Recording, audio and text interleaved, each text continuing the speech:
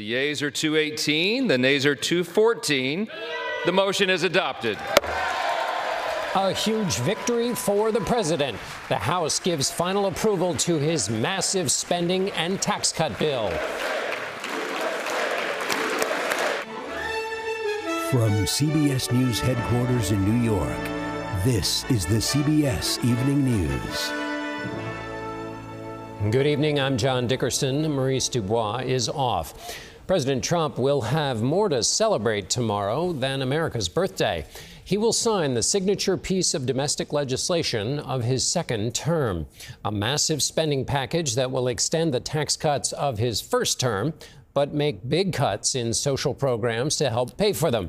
Congress passed the bill barely, and despite opposition and threats from the president's sometimes friend and advisor, sometimes not, Elon Musk.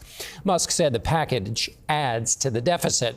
It took a tie-breaking vote by the vice president to get it through the Senate. Today, it passed the House 218 to 214 as two Republicans joined all the Democrats in voting no. Nikole Killion is in Washington, but we begin with Huey-Burns in Des Moines, where the president is holding a rally and claiming the bill will make the economy take off like a rocket ship. Caitlin? John, President Trump will begin selling that bill here in Iowa tonight. And as the House was going through that marathon voting session, we found people here in Iowa watching it very closely, too, anxious to know what it might mean for them. As the bill passed in Washington, the motion is adopted. Ben Smith in Iowa, owner of Smitty's Tenderloin, breathed a sigh of relief.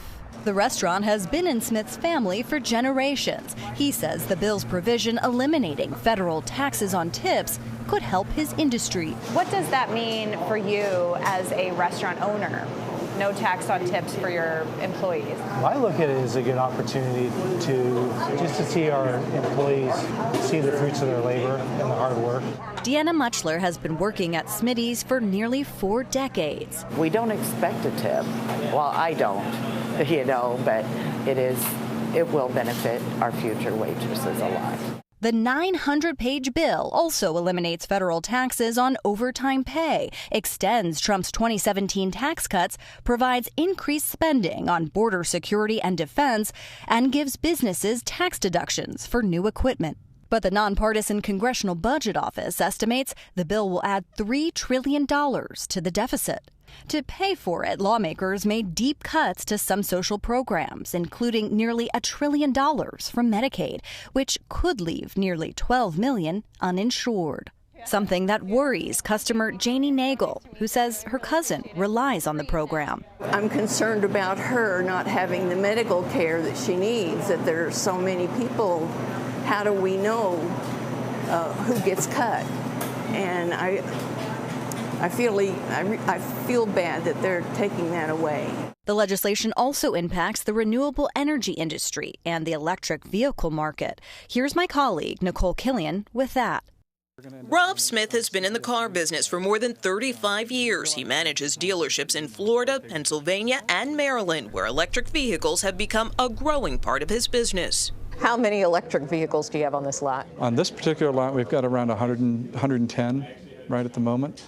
But he's considering scaling back on his inventory. That's because come September 30th, consumer tax breaks on electric vehicles are expected to end under the newly passed Republican mega bill. That includes credits of up to $7,500 towards the purchase of new vehicles and $4,000 for those that are used. The incentives help boost sales. Business is very good in the electric vehicle market, yes. Are you concerned that that could change if this EV tax credit is rolled back? Absolutely. People need to know how much things are going to cost, and they want predictability for their planning for their family budget. The issue drove a wedge between President Trump and Tesla's Elon Musk. Elon's very upset that the EV mandate is going to be terminated.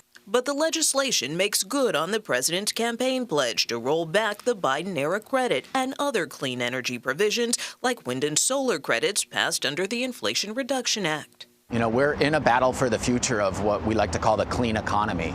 Nick Nigro with Atlas Public Policy says the move to end the credit and other renewable energy subsidies could be a blow to U.S. automakers already struggling to catch up to China. 50% of all new vehicles purchased in China are electric vehicles. They dominate the solar industry. The U.S. was really trying to play catch up in the last few years, but with this enactment of this law, we introduce even more uncertainty in what the future of the clean economy looks like for the U.S. and therefore manufacturing industry and lots of jobs. Nikole, the president's sales job on this will start when he signs it or continue when he signs it. So when will that be? Well, the president asked Congress to deliver this big, beautiful bill to his desk by July 4th. And so that's when he's going to get it. And that's when he's going to sign it in a ceremony tomorrow afternoon. Short time ago, he told reporters he made no deals to win over lawmakers.